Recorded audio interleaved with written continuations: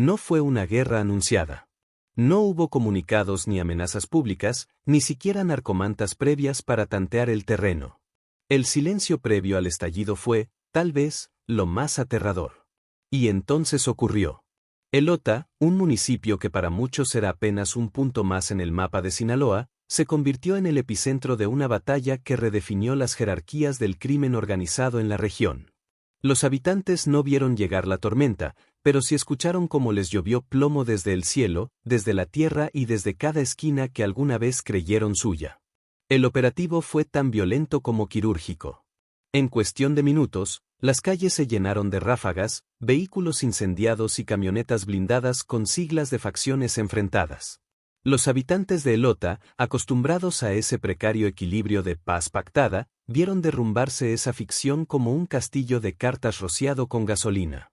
Porque esta vez no hubo escapatoria, las balas no preguntaron nombres, los gritos no distinguieron bandos, y la plaza cambió de manos. Desde Culiacán hasta Mazatlán, las frecuencias se saturaron con códigos que solo entienden los que viven dentro del sistema. 5 alfa, 41 en proceso, zona limpia en 8 minutos. Y luego, silencio. Un silencio pesado, de esos que solo dejan los cuerpos aún calientes en el suelo y las paredes salpicadas con mensajes que nadie se atreve a leer en voz alta. Porque cuando se dice que la plaza ya tiene nuevo dueño, no es un rumor, es una sentencia. Y en medio de ese caos, la pregunta se impone sola: ¿quién fue? ¿Quién tuvo la fuerza, o la osadía, de retar a los antiguos señores de Elota y salir no solo vivo, sino victorioso? Las versiones van y vienen. Algunos dicen que fue una traición desde dentro, que uno de los operadores clave vendió la localización de sus propios jefes a cambio de una posición de mando.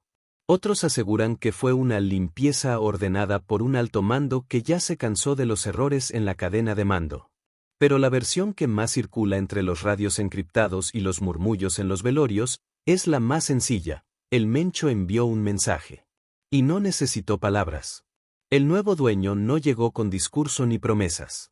Llegó con convoys de más de 20 camionetas, drones sobrevolando desde la madrugada y armas largas que ni siquiera el ejército saca en operativos normales.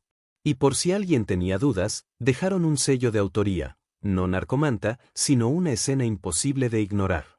Los cuerpos de los operadores caídos fueron acomodados con precisión macabra, formando una letra, una inicial que todos entendieron sin necesidad de Google Translate. Esas cosas no se improvisan. Pero más allá de los muertos, de los videos que ya circulan en grupos privados de Telegram y de los titulares de los medios que aún tienen miedo de nombrar a los verdaderos jefes, hay algo que se mueve más profundo. Elota era un enclave estratégico. No por su tamaño, ni por su glamour, sino por su ubicación. Controlar Elota es controlar una porción clave del flujo entre el Pacífico y el corazón productivo del Estado. Quien domine esa franja no solo asegura paso libre de mercancía, asegura poder logístico, refugios seguros y una red de complicidades que va desde la policía municipal hasta ciertos despachos legales de la capital. Y ahí está el detalle. Porque esto no fue solo una pelea de sicarios. Fue una reconfiguración territorial con consecuencias políticas, financieras y estructurales.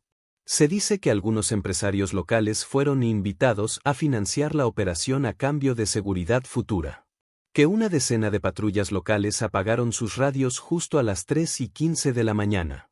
Y que ciertos vehículos oficiales fueron vistos transportando hombres armados, pero sin placas ni insignias. ¿Coincidencias? A estas alturas, eso es para ingenuos. Los pobladores, por su parte, aprendieron de inmediato la nueva regla del juego: cállate, mira al suelo, y no preguntes por los nombres que desaparecieron de golpe del WhatsApp del pueblo. Los mismos que la semana pasada controlaban la música del antro, hoy son silencio. Las casas de lujo con alberca y bardas electrificadas, que hasta ayer parecían intocables, están vacías. Abandonadas. Como si sus dueños hubieran sabido que el reloj estaba corriendo y prefirieron no quedarse a ver el final. Y entonces empieza a correr otro rumor. Uno más siniestro, más difícil de comprobar, pero igual de real: el nuevo dueño no vino solo. Detrás de los fusiles y los chalecos con siglas, hay otra clase de poder. Uno que huele a contratos públicos, a licitaciones arregladas y a dinero que se mueve en efectivo, pero se lava con facturas de constructoras fantasma. Porque cada vez que una plaza cambia de manos, no solo se intercambian rutas.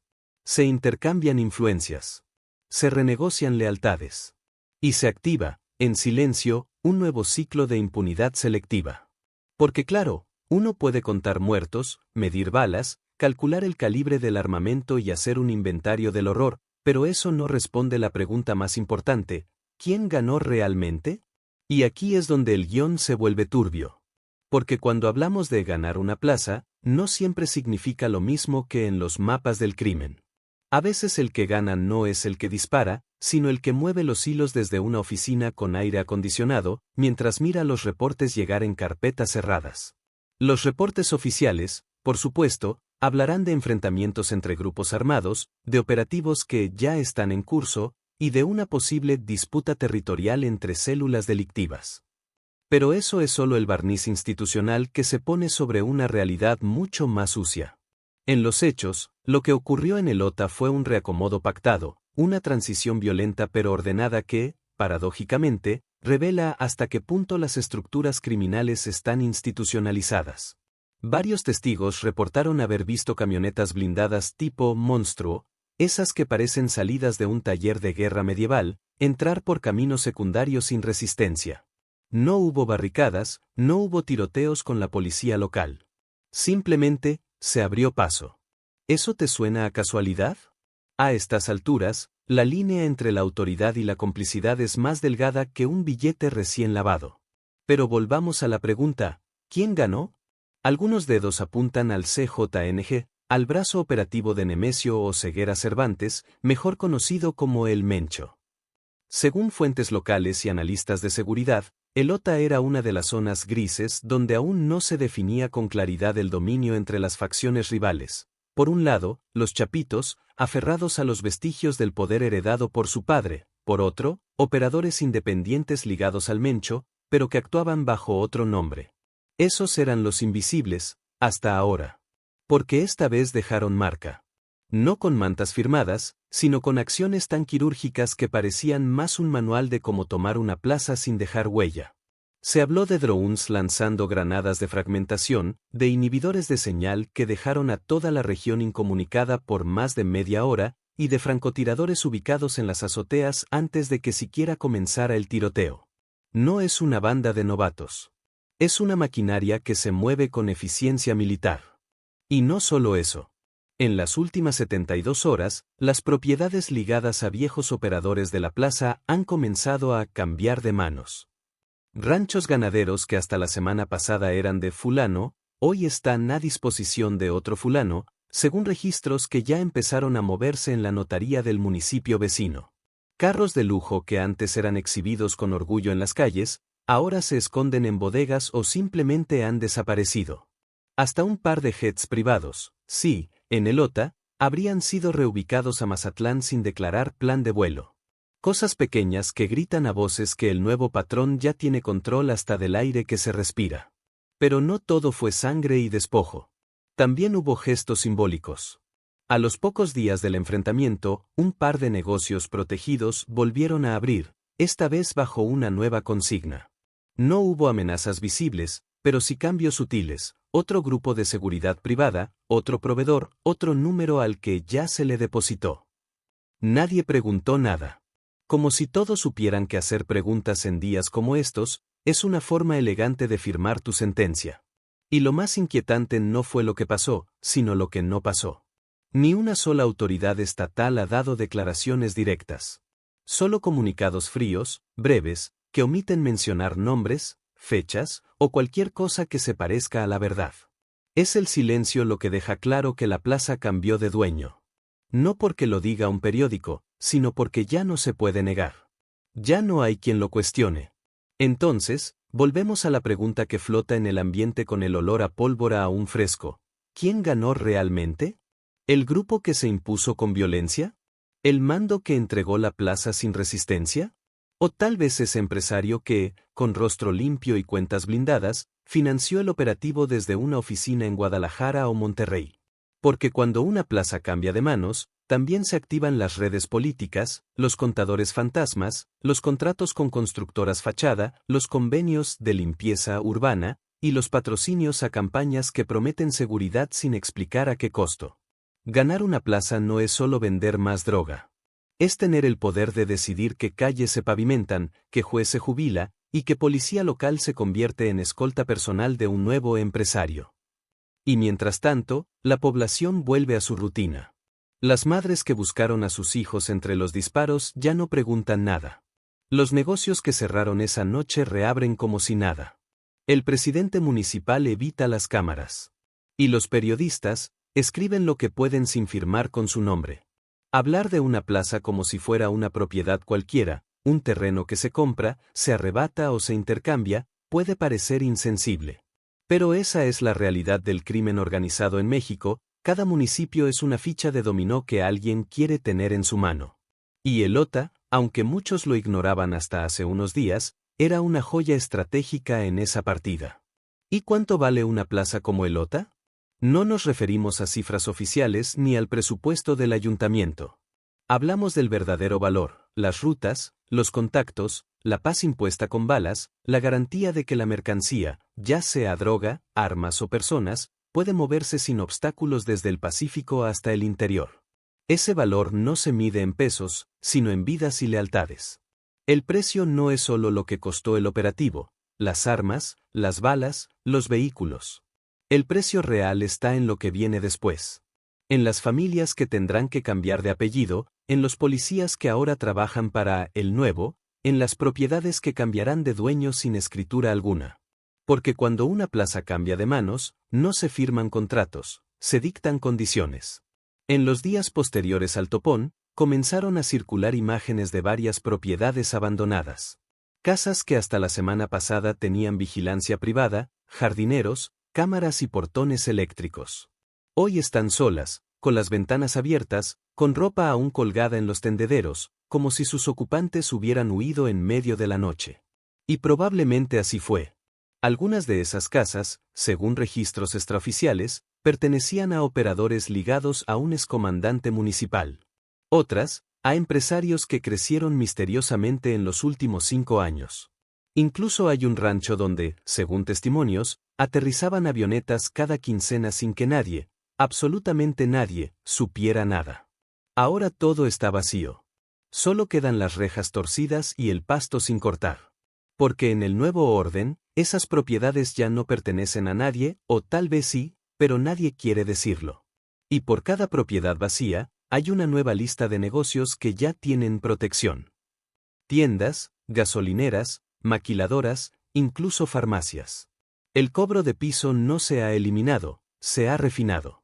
Ahora se hace con cuentas de banco, con transferencias, con recibos de servicios simulados. Ya no es el clásico págame o te quemo el local.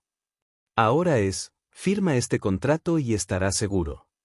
Un capitalismo criminal disfrazado de orden. Pero no solo los negocios pagan el precio. Lo pagan también los niños que vieron cómo su escuela fue cerrada por 3 días por mantenimiento. Lo pagan los médicos que no pudieron salir del hospital porque afuera se escuchaban disparos. Lo paga el viejo que ya no puede sentarse en la banqueta a leer su periódico porque una patrulla sin placas lo vigila como si fuera un espía. Lo pagan todos, en cuotas de miedo, silencio y resignación. Y hay un detalle que no se puede ignorar, los lujos. Porque el nuevo patrón, como todo buen patrón, llegó con estilo. Ya hay quienes afirman haber visto una camioneta blindada de más de 4 millones de pesos circulando sin placas por la zona rural. Otros, que aseguran que el nuevo jefe duerme en una propiedad con helipuerto privado. Y uno más que jura que lo vio en la capital, cenando con políticos en un restaurante de lujo, mientras afuera lo esperaba una Suburban con cristales polarizados y escoltas vestidos de civil. Nadie lo detuvo. Nadie lo cuestionó. Esos lujos, esas excentricidades, no son solo símbolos de poder. Son mensajes.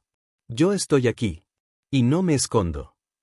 Porque en este juego, la ostentación es una forma de dominar.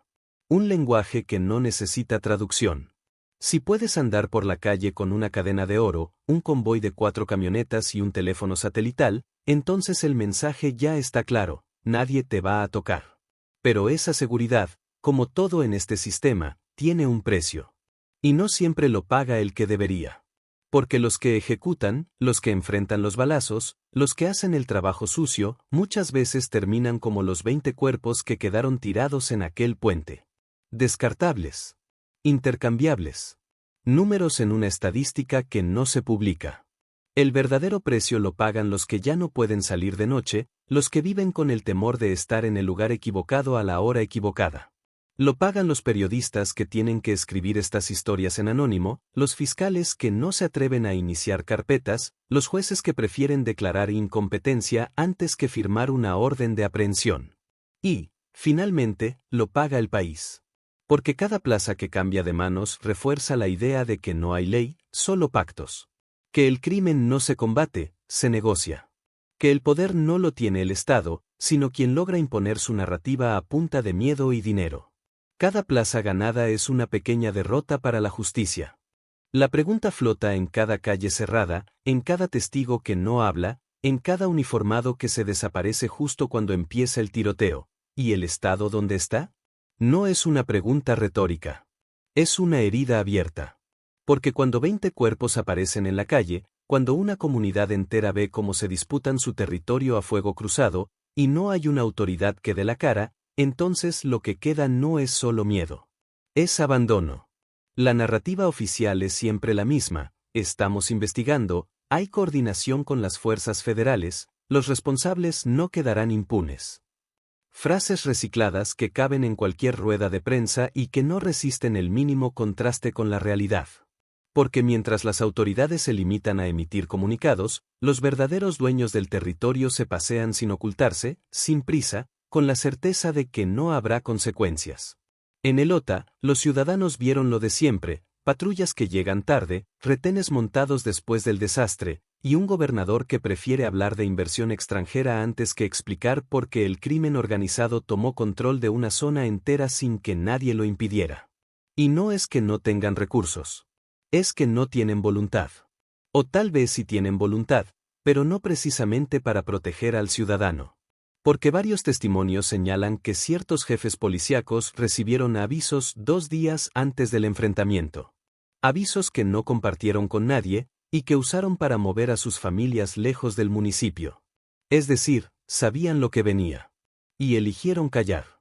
Porque, en muchos casos, la línea entre autoridad y complicidad no solo es delgada, es invisible. El ejército, por su parte, llegó cuando ya no había nada que hacer.